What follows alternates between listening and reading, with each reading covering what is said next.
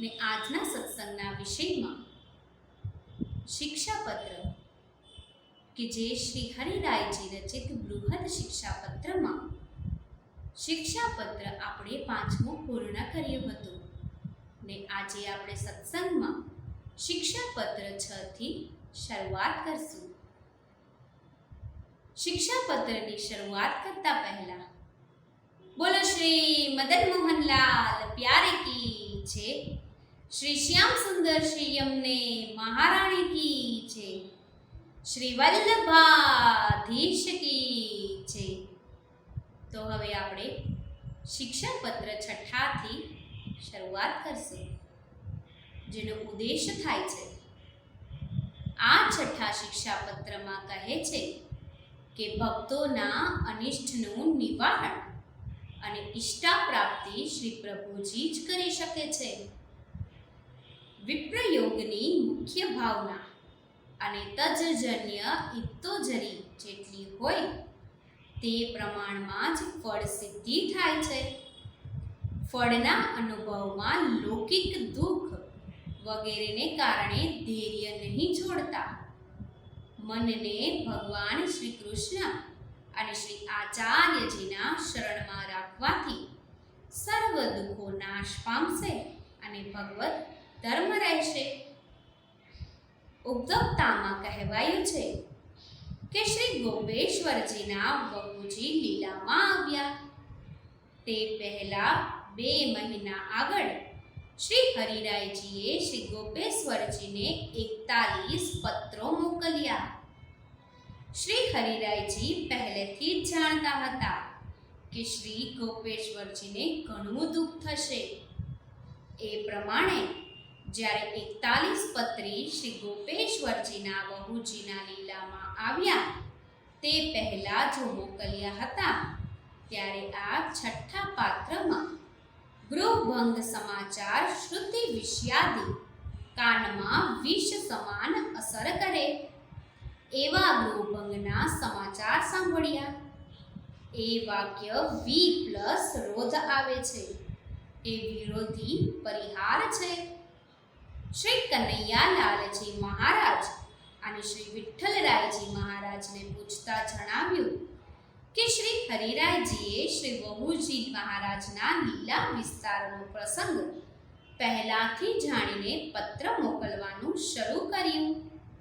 5 પત્રો મોકલ્યા પછી શ્રી વહુજીના લીલા વિસ્તારના સમાચાર શ્રી હરિરાયજીએ જાણ્યા। 6થા પત્રમાં એ વિશે આરંભ કરે છે।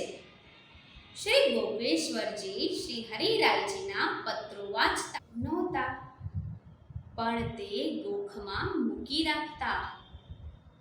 લીલા વિસ્તાર પછી 3 દિવસથી શ્રી ગોપેશ્વરજી શોકગ્રસ્ત રહ્યા। શ્રી હરિરાયજીની વિજ્ઞપ્તિ આ છેલ્લો આવેલો 6થો પત્ર અને પહેલાના 5 પત્રો શ્રી ગોપેશ્વરજીએ વાંચ્યા। બીજા દિવસથી તે પત્રોની ટિપ્પણી કરવાનું ચાલુ કર્યું। રોજ 1 પત્રની ટિપ્પણી કરવા લાગ્યા। જ્યારે 9 પત્રની ટિપ્પણી પૂરી થઈ ત્યારે એ પત્રોમાં કરેલો પ્રેમ, આસક્તિ અને વ્યસનનું સ્વનિરૂપણ વાંચતા તેમનો ગૃહભંગ કલેશ દૂર થયો। એ સમયે શ્રી હરિરાયજીનો 20મો પત્ર આવવાનો હતો। આ ઉચિત છે, કેમ કે શ્રી હરિરાયજીના 20મા પત્રના પહેલા શ્લોકમાં લખે છે, સમાચાર વગત્યે સંતોષ જનિતો મહત, તમારું ગૃહભંગનું દૂર થયું એ જાણીને મને અત્યંત સંતોષ થયો। શ્રી ગોપેશ્વરજી પણ ટિપ્પણીમાં એ જ અર્થ કરે છે। 41 પત્રોના મૂળ શ્લોકોના પુરાવા જોતા સ્પષ્ટ માલુમ પડે છે કે શ્રી હરિરાયજીએ 41 પત્રો શ્રી વહુજીના લીલા વિસ્તાર અગાઉ લખ્યા હતા। શ્રી ગોપેશ્વરજીએ 41 પત્રો મળ્યા ત્યાં લગી એકેય પત્ર વાંચ્યો ન હતો। ઉપકૃતમાં જણાવેલ આ વાત તદ્દન શંકારૂપ છે. હવે જાણીએ શિક્ષાપત્ર છઠ્ઠાનો પહેલો શ્લોક. ગૃહભંગ સમાચારઃ શ્રુતાઃ શ્રુતિ વિષેતાઃ તદર્થ લિખ્યતે કિમ સમાધાન્ય ચેતસઃ. પહેલા શ્લોકનો શબ્દાર્થ થાય છે, કાનમાં વિષ સમાન ગૃહભંગના સમાચાર શ્રવણ કર્યા છે, માટે તમારા ચિત્તના સમાધાન અર્થે કંઈક લખું છું. હવે જાણીએ પહેલા શ્લોકનું વિવેચન.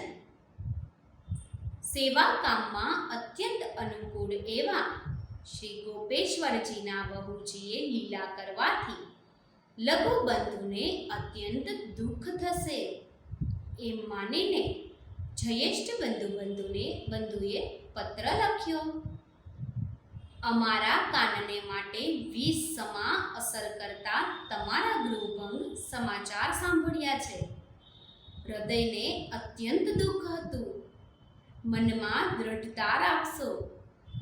મનની સ્થિરતા કંઈક શાસ્ત્રોક્ત સમાધાન આ પત્રમાં લખું છું. આ પ્રકારના દુઃખમાં આપણા પુષ્ટિમાર્ગીય ધર્મ વિશે સ્મરણ થાય તો માનવું કે શ્રી આચાર્યજી મહાપ્રભુજીની સંપૂર્ણ કૃપા આપણા પર છે. આ પ્રકારના દુઃખમાં ભગવદ ઈચ્છા ગ્રહણ કરવી. એ રીતે અંતરમાંથી શ્રી પ્રભુજીનો આવશે. બહિર આવશે નહીં જાય તેવું કર્તવ્ય રાખવું. આ પત્રમાં લૌકિક કાર્ય ભગવદ ધર્મમાં છે તે બધા વર્ણવેલા છે, માટે ચિત્તને એકાગ્ર કરીને આ પત્ર વાંચીને તમારા મનનું સમાધાન કરશો. આવે વખતે જો તમારી પાસે હોત તો સારું થયું હોત, પણ ભગવદ ઈચ્છા દૂર હોવાથી એ પત્ર લખું છું. હવે જાણીએ શિક્ષાપત્ર છઠ્ઠાનો બીજો શ્લોક. સદા યશોદાનુજે તિદ્રુભુજે શદ્રત્યઃ સરોજાસ્ય વલ્લભાય સ્મર્યતામર્ય વંશજઃ. બીજા શ્લોકનો શબ્દાર્થ જાણીએ. શ્રી યશોદા માતાના અનુજ પુત્ર, બે ભુજા, બે સુંદર દાંતવાળા, જેમના મુખ કમળમાંથી લાળ સ્ત્રવે છે તથા જે આર્ય વંશમાં યદુકુળમાં જન્મ્યા છે, એવા ભગવાન શ્રી કૃષ્ણનું સદા સર્વદા સ્મરણ કરવું. હવે જાણીએ શિક્ષાપત્ર છઠ્ઠાના બીજા શ્લોકનું વિવેચન. સંસારના દુઃખથી મનને કલેશ થાય તો માતા શ્રી યશોદાજીના સુત, જેમને બબે પૂજા છે, જેમને આગળ બે સુંદર દાંત છે, જેના મુખ કમળમાંથી લાળ સ્ત્રવે છે, એવા ભગવાન શ્રી કૃષ્ણનું સ્મરણ એ કર્તવ્ય છે. શ્રી કૃષ્ણ ભગવાન આર્યકુળમાં એટલે કે સર્વશ્રેષ્ઠ જે યદુકુળ અને વલ્લભકુળમાં પ્રકટ્યા છે. પૃથ્વી પર અનેક અવતારો થયા છે, તેમાં 3 કુળ શ્રેષ્ઠ છે. એક ત્રેતાયુગ, અયોધ્યાના રાજા દશરથને ત્યાં ભગવાન શ્રીરામનો અવતાર રઘુવંશ. બીજું દ્વાપર યુગમાં ભગવાન શ્રી કૃષ્ણનો અવતાર યદુવંશ તથા ત્રીજું કળયુગમાં શ્રી આચાર્યજી મહાપ્રભુજીનું પ્રાકટ્ય શ્રી વલ્લભકુળ. એ સૌમાં ઉત્તમ ભક્તો દ્વારા અર્થે પ્રગટેલ શ્રી વલ્લભ વંશ. એવા શ્રી આચાર્યજીના કુળ વલ્લભ કુળમાં શ્રી કૃષ્ણ ભગવાન બાળ ભાવે સેવવા યોગ્ય છે.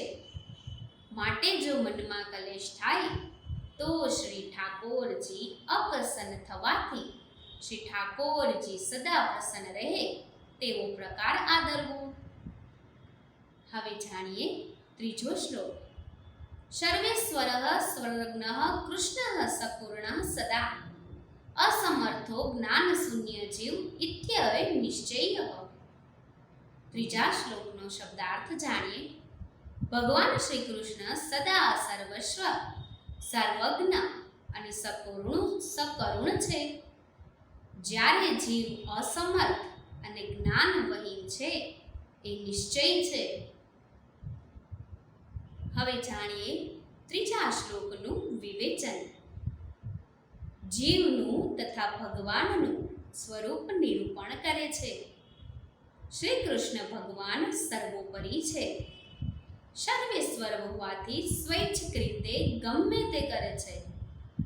પરમપિતા બ્રહ્માજી, શંકર, ઇન્દ્ર વગેરે કોઈ પણ દેવતા શ્રી કૃષ્ણ ભગવાનની આજ્ઞાની અવગણના કરવાને સમર્થ નથી. ભગવાન શ્રી કૃષ્ણ સર્વ રીતે સમર્થ છે. અજામેલ કે જેણે કેવળ પુત્ર ભાવે ભગવાન શ્રી નારાયણનો નામોચ્ચાર કર્યો તેવા દુષ્ટને અભયદાન આપ્યું. આ પ્રમાણે સર્વ કંઈ કરવાને તેઓ સમર્થ છે. ત્રિભુવનના સખડા પ્રાણીઓના હૃદયની વાત જાણે છે. કોટાનુકોટી બ્રહ્માંડમાં ભગવાન શ્રી કૃષ્ણ જ સર્વવ્યાપી છે, કર્તા છે તથા સર્વજ્ઞ છે. શ્રી કૃષ્ણ ભગવાન પરમ કૃપાળુ છે. એવા પરમનીય દયાનિધિ કોઈ પણનું દુઃખ શી રીતે સહન કરી શકે? પરમ કૃપાનિધિ શ્રી કૃષ્ણ ભગવાન ભક્તોનું તલપુર દુઃખ પણ સહન કરી શકે નહીં. તેથી વિરોધ, જીવ માત્ર અસમર્થ છે. જીવ કંઈ કરી શકતો નથી. હું આ કરું છું, મારાથી આ કાર્ય સફળ થયું હોવાનું જીવ જે માને છે તે બધું અજ્ઞાન છે. એ જીવ ભગવાનને ભૂલ્યો હોવાથી માયાથી મોહ પામ્યો છે. હૃદયમાં અજ્ઞાન રહિત હોવાને કારણે જીવ સ્વ સામર્થ્ય માને છે. શ્રી આચાર્યજી મહાપ્રભુજી બાલબોધ નામે પોતાના ગ્રંથમાં કહે છે કે જીવ સ્વભાવે દુષ્ટ છે, દુષ્ટનો ભંડાર છે. શ્રી પ્રભુજી તો નિર્દોષ તથા સંપૂર્ણ ગુણગાન છે. જીવ ભગવાનની ઈચ્છાને શી રીતે સમજી શકે? હવે જાણીએ શિક્ષાપત્ર છઠ્ઠાનો ચોથો શ્લોક. તસ્યેચ્છા ત્રિવિધા પ્રોક્તામ મૂલવેદ સ્વભેદતઃ મૂલેચ્છયા ગૃહીતાનમ નાન્યથા કૃરુફતેલમ. ચોથા શ્લોકનો શબ્દાર્થ છે મૂલ્યેચ્છા, વેદેચ્છા તથા સ્વેચ્છા. એ પ્રમાણે ભગવાનની 3 પ્રકારની ઈચ્છા કહી છે. તેમાં મૂલ્યેચ્છાથી ગ્રહણ કરેલાનું ફળ અન્યતા કરતી નથી. હવે જાણીએ ચોથા શ્લોકનું વિવેચન. ઈચ્છાના 3 પ્રકારો છે. પ્રવાહી સૃષ્ટિને લૌકિક ક્રિયામાં, પુષ્ટિ સૃષ્ટિને ભગવદ સેવામાં અને મર્યાદા સૃષ્ટિને કર્મમાં પ્રવૃત્ત કરાવવી. શ્રી ઠાકોરજીની આ પ્રકારની 3 ઈચ્છા છે. શ્રી આચાર્યજી મહાપ્રભુજી સંબંધી સૃષ્ટિ પુષ્ટિ સૃષ્ટિ છે, તો શ્રી પ્રભુજીની મલેચ્છા જ ગ્રહણ કર્તવ્ય છે. આ સૃષ્ટિમાં બધા કાર્યો શ્રી પ્રભુજીના કરાવ્યા જ થાય છે. એવું જ્ઞાન મનમાં દૃઢ કરવું. કર્મ માર્ગીઓના કહેવા મુજબ જેવા જેના કર્મ તે પ્રમાણે ફળ પ્રાપ્તિ થાય છે. તેઓ એક કર્મનું ફળ ગણે છે અને પ્રવાહી સૃષ્ટિ માયાથી માને છે કે માયા જ સર્વ કાર્ય કરાવે છે. શ્રી પ્રભુને બીજું કોઈ યથાર્થ જાણવું નથી. પુષ્ટિ માર્ગીય જીવ તો એમ માનવું કે કર્મ થકી યા કોઈ સાધન વડે ઈચ્છા વિના ફળ સિદ્ધ થશે એવું સર્વથા અન્ય પ્રકારે ફળનું ચિંતન કરવું નહીં. હવે જાણીએ શિક્ષાપત્ર છઠ્ઠાનો 5મો શ્લોક. પ્રવાહ એવ નિયસ્તેષુ કૃષ્ણ વિચારિતઃ મર્યાદ્યા ગૃહીતાસ્તુ પ્રવત્ય કર્મણિ. 5મા શ્લોકનો શબ્દાર્થ જાણીએ. જે જીવો મૂલ્યેચ્છાના છે તેના વિશે શ્રી કૃષ્ણ ભગવાન વિચારિત પ્રવાહ નિયત છે. અર્થાત મૂલ્યેચ્છાના જીવોને પ્રવાહમાં રાખવાની ઈચ્છા ઈશ્વર ઈચ્છા છે. જે જીવોનું મર્યાદાથી ગ્રહણ કર્યું છે તેમને શ્રી પ્રભુજી કર્મમાં જોડે છે.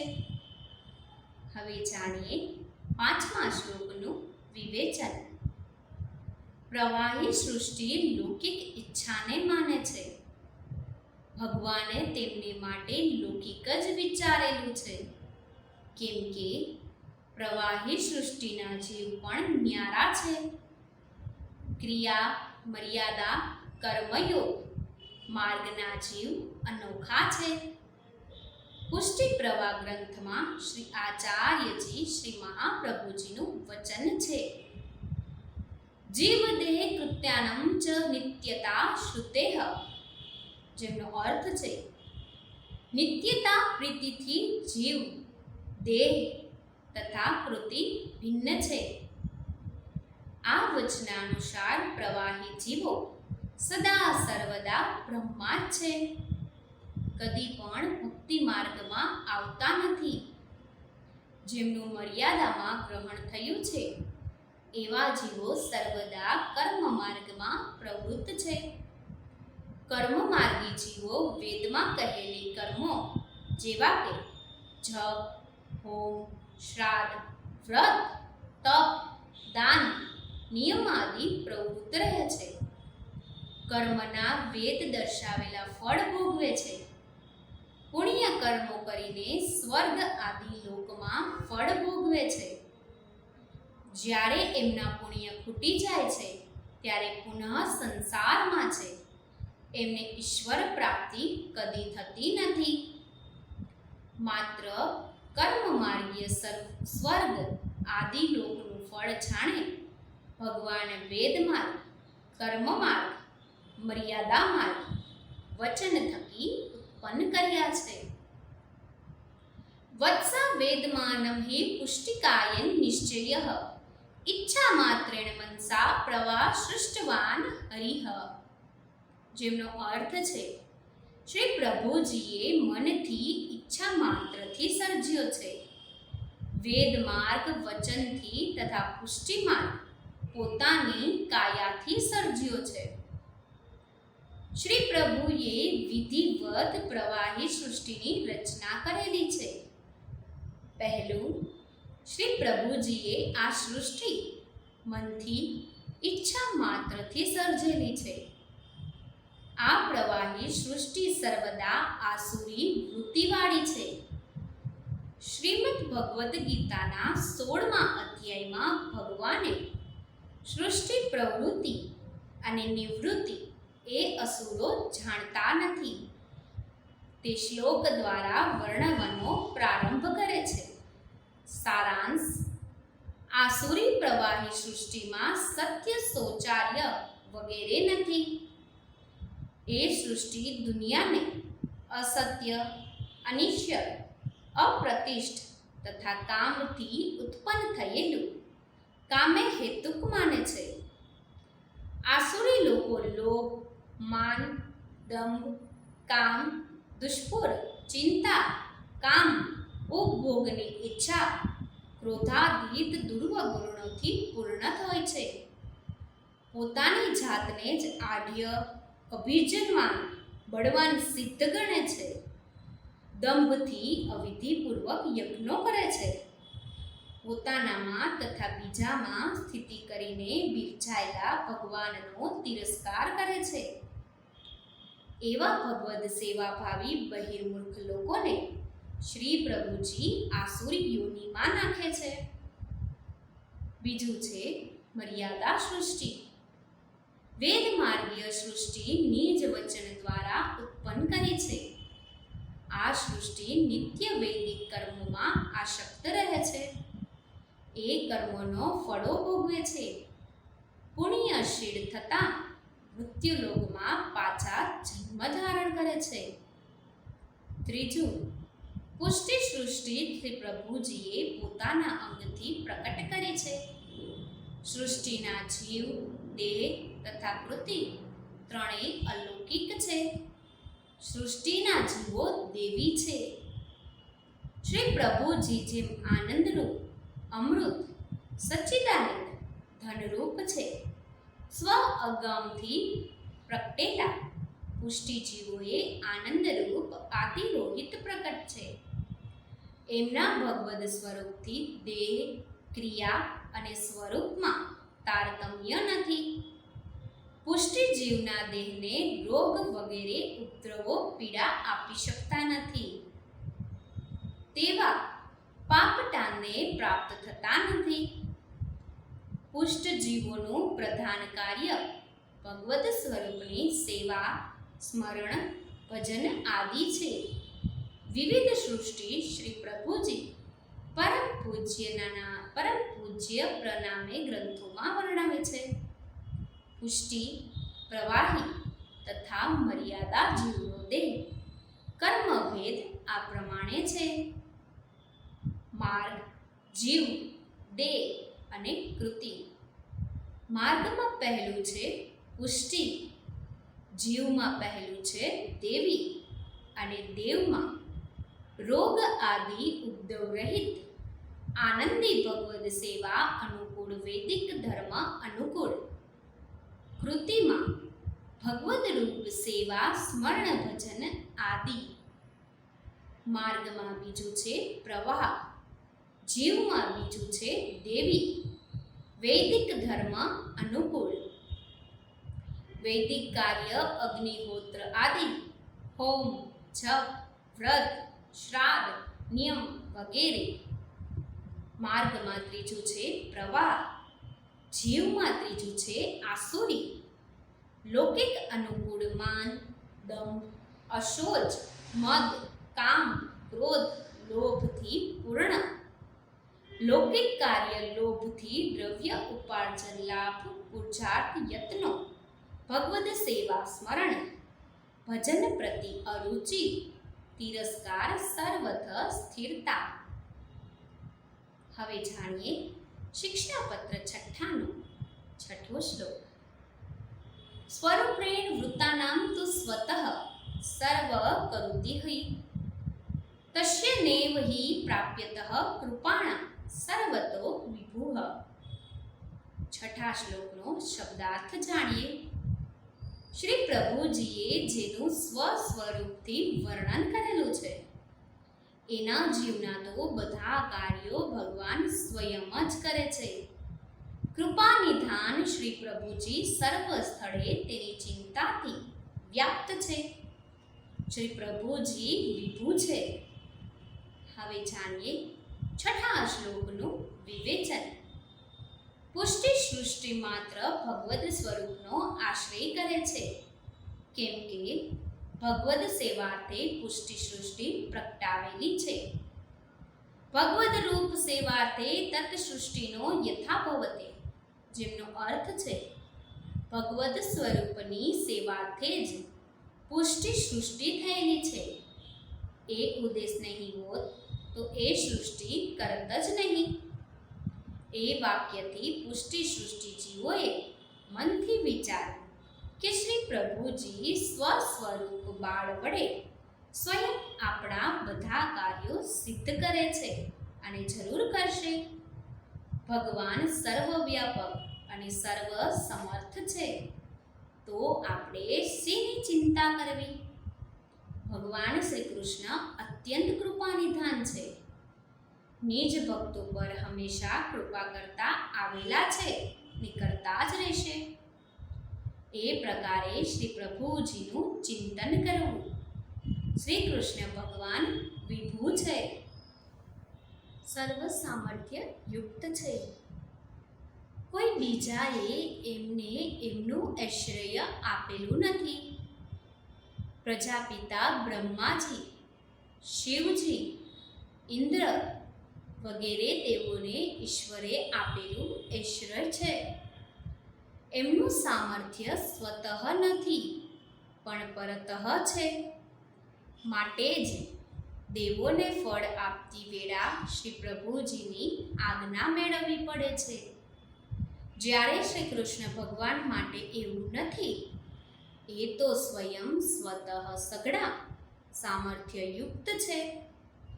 શ્રી ગુસાઈજી વિજ્ઞપ્તિમાં કરતા કહે છે, કર્તુમ પુનર્કર્તુમ ચ અન્યથા કૃતમિશ્રેવઃ સામર્થ્યયન્માન દ્રષ્ટામ ત્વત્યો ન સંસાયઃ.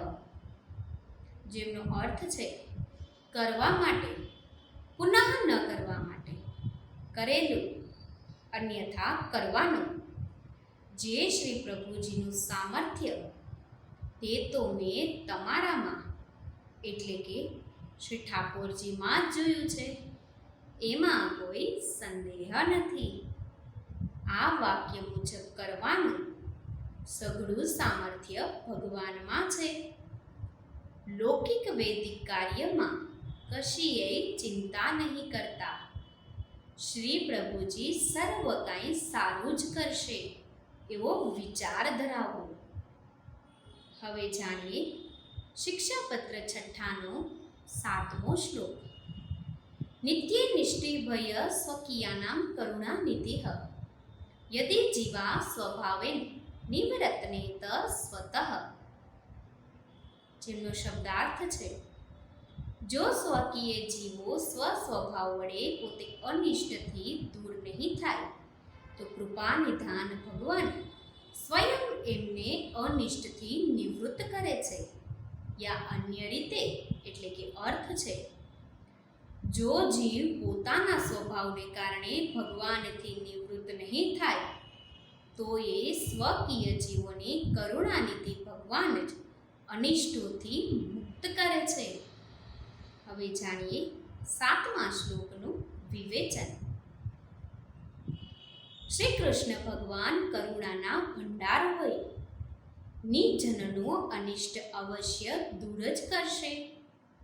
શ્રી પ્રભુજી તો સમદર્શી છે, સઘળા પ્રાણીઓ પર સમદ્રષ્ટિ રાખે છે, સૌના પોષણ કરતા વિશ્વંભર છે. તો એ તમે કહો છો કે ભગવાન નિજ ભક્તોના પર કરુણા વરસાવશે, બીજા પર નહીં. જો પૂર્વ પક્ષી સંદેહ કરે તો એનું સમાધાન દર્શાવે છે. શ્રી પ્રભુજી અખિલ વિશ્વના આનંદદાતા છે, તો એ ભક્તોને વધારે આનંદ આપે છે. આચાર્ય મહાપ્રભુજી નિરોધ લક્ષણ નામે ગ્રંથમાં કહે છે, સર્વાનંદમયશ્યાપી કૃપાનંદ સદુર્લભ. જેમનો અર્થ છે, સર્વ આનંદમયનોય કૃપાનંદ અત્યંત દુર્લભ છે. શ્રીમદ ભાગવત નવમ સ્કંધને વિશે ભગવાન પોતે દુર્વાસા મુનિને કહ્યું, અહમ ભક્ત પરાધીનો રશ્યત ઇવમ દ્વિજઃ સાધુ વિક્રી સત્રદયો ભક્તે ભક્તજન પ્રિય. જેમનો અર્થ છે, હું ભક્તને પરાધીન છું, અસ્વતંત્ર છું. હે દ્વિજ, સાધુ ભક્તોએ મારું હૃદય વશ કર્યું છે, મને ભક્તો પ્રિય છે. આ વાક્ય અનુસાર ભગવાન ભક્તોને વશ રહેલા છે, જગતને વશ નથી. પ્રભુ ભક્તો માટે અવતાર લે છે. નિજ સ્વકીય જનના અનિષ્ટો કરુણાસાગર ભગવાન જ કરશે. છતાં એ જીવ સ્વભાવે એવો છે કે થોડા દુઃખમાં ધીરજ ત્યજીને ચિંતા દૂર થાય છે. જીવ સ્વભાવીને નિવૃત્ત કરવાનું સામર્થ્ય પણ શ્રી પ્રભુજી ધરાવે છે, બીજું કોઈ જ નહીં. પહેલું, ઈશ્વરે પાઠ આપ્યો હોય તો ઈશ્વર સામર્થ્ય મેં તમારામાં જોયેલું છે એવો અર્થ થાય. 3 સામર્થ્યના ઉદાહરણ. પેલું આવે છે કરતું, એટલે કે સુદામાજીને વૈભવ આપવાની ઈચ્છા થઈ તો તરત જ વૈભવનું દાન કર્યું. બીજું અકૃત સામર્થ્ય, દુર્વાસા મુનિના ચક્ર દૂર કરવાની ઈચ્છા થતાં પોતે તેમ કર્યું. ત્રીજું અન્યથા ક્રતુમ સામર્થ્ય, એટલે કે અજામિલને પોતાના પાપ કર્મથી પૂર્ણ હોવા છતાં બીજા પ્રકારે ઉદ્ધાર કરવાની ઈચ્છા થતાં પાપ શ્રીનતનો પોતે ઉદ્ધાર કર્યો. ભગવાન એવા સમર્થ છે. પ્રવાહી સૃષ્ટિ મલેચ્છા અથવા લૌકિક મલેચ્છાથી માને છે. મર્યાદા સૃષ્ટિ વેદ ઈચ્છા માને છે. 5મા શ્લોકમાં કહ્યા પછી આ પૃષ્ઠ શ્લોકમાં એમ સિદ્ધ કર્યું કે પુષ્ટિ સૃષ્ટિ સ્વેચ્છા માને છે. હવે જાણીએ શિક્ષાપત્ર 6નો 8મો શ્લોક. અનિષ્ટમેવ સર્વજ્ઞો દલાદુપુરી તહહિ ઇષ્ટાનિષ્ટા વિવેકો હિ જીવ બુદ્ધ્યા ન જાયતે. જેમનો શબ્દાર્થ છે આ ઇષ્ટ અને આ અનિષ્ટ નો વિવેક જીવ બુદ્ધિથી નહીં થતો હોવાથી જીવ નહીં ઈચ્છે તો એ સર્વજ્ઞ ભગવાન નિજ પ્રમેય વડે બળથી યા બળાત્કારથી અનિષ્ટ નિવારે છે. 8મા શ્લોકનું વિવેચન થાય છે. સર્વજ્ઞ તથા સમર્થ શ્રી પ્રભુજી ભક્તોનું અનિષ્ટનું જાણનાર છે અને તે નિવારે છે. દ્રષ્ટાંત: ભગવાન પ્રહલાદજીને પિતા હિરણ્યકશિપુએ ઘણા દુઃખો દીધા. શું ભગવાનને તેની ખબર નહોતી? શ્રી પ્રભુજી તો સર્વજ્ઞ હોય જાણતા જ હતા, પરંતુ પ્રહલાદજીની કસોટી કરવાને તેને દુઃખ પડવા દીધા. અનેક કષ્ટો પડ્યા તો પણ ભક્ત પ્રહલાદજીએ જ્યારે ભગવદ આશ્રય છોડ્યો નહીં ત્યારે પ્રભુજી નૃસિંહજી સ્વરૂપે પ્રગટ્યા. એમનું દુઃખ નિવારવા ભગવાને હિરણ્યકશિપુનો વધ કર્યો. આ રીતે દુઃખ કલેશોમાં પણ ભક્તજનોએ ભગવદ આશ્રયનો ત્યાગ કરવો જોઈએ નહીં.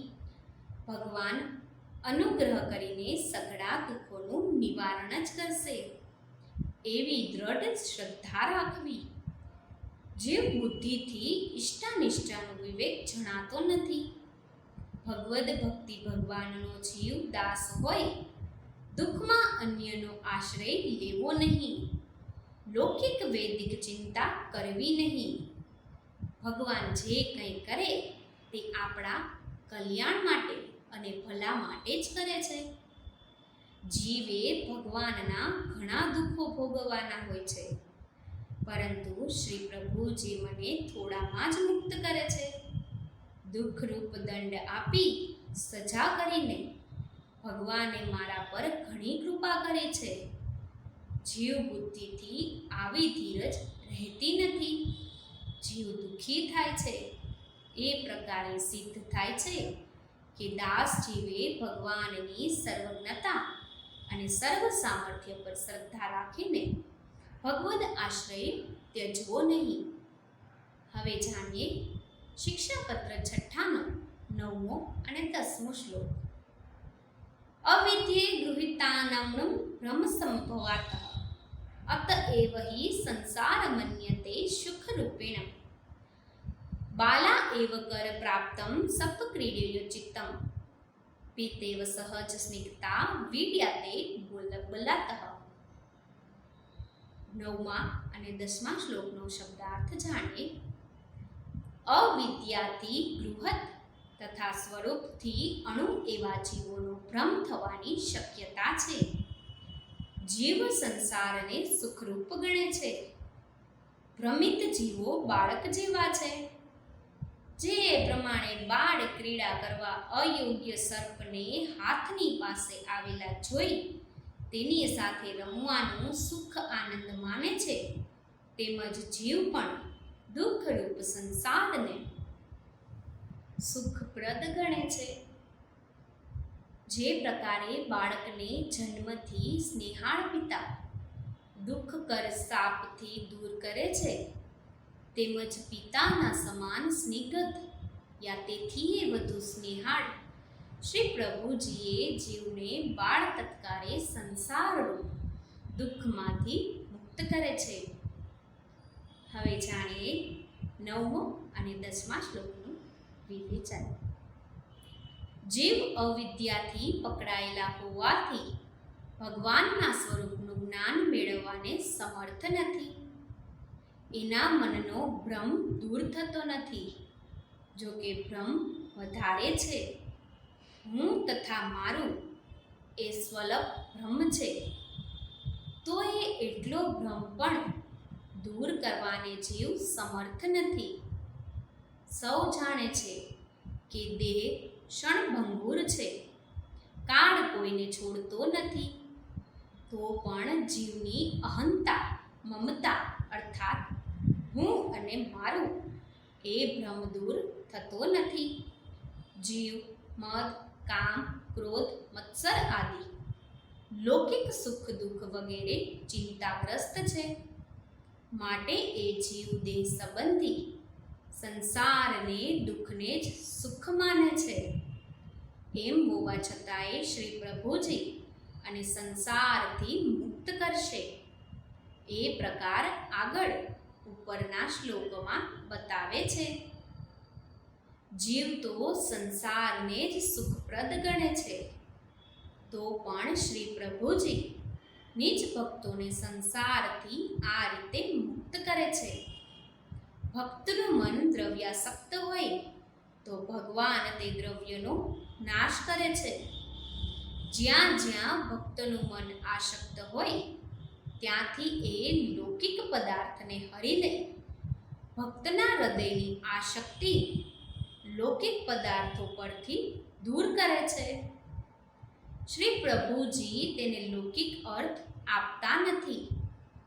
ભગવાન લૌકિક સુખ હરીને ભક્તને બતાવે છે કે આ લૌકિક પદાર્થમાં તારું મન આસક્ત હતું, ત્યાંથી તેને નિવૃત્ત કર્યું છે.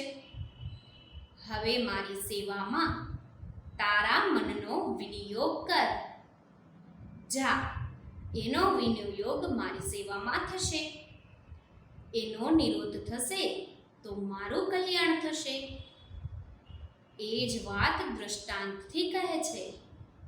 અજ્ઞાનેપણે કોઈ બાળક સર્પ જોઈને તેની સાથે રમવાને પકડી લેવાને દોડે છે કે એ બાળક જાણતું નથી કે જે સુખ એને દેખાય છે તે તો દુઃખકારક કાળ સર્પ છે. પલકવારમાં કરડશે તો મૃત્યુ આપશે. છતાં સ્નેહાળ પિતા એ બાળકને સુખદ લાગતા પદાર્થ નજીક નહીં જવા દેતા અને દૂર જ રાખે છે. તે જ પ્રકારે જેને ભક્તો અત્યંત વહાલા છે એવા પ્રભુજી પોતાના ભક્તોને સંસાર રૂપી સર્પને પાછળથી ભ્રમિત થઈને દોડતા રોકે છે. ભક્તને સંસારમાંથી દૂર કરીને એના ચિત્તનો નિરોધ શ્રી પ્રભુજીની સેવામાં કરાવે તો તેમના ભક્તનું સદભાગ્ય સમાયેલું છે. સર્વે વહાલા વૈષ્ણવોને મારા જય શ્રી કૃષ્ણ. આજના સત્સંગના વિષયમાં શ્રી હરિરાયજી રચિત બૃહદ શિક્ષાપત્રમાં શિક્ષાપત્ર 6 કે જેમના 10મા શ્લોક સુધી આપણે સત્સંગ નિહાળ્યું ને હવે આપણે શિક્ષાપત્ર 6ના 11મા શ્લોકથી કાલે શરૂઆત કરશું. સર્વે વહાલા વૈષ્ણવોને મારા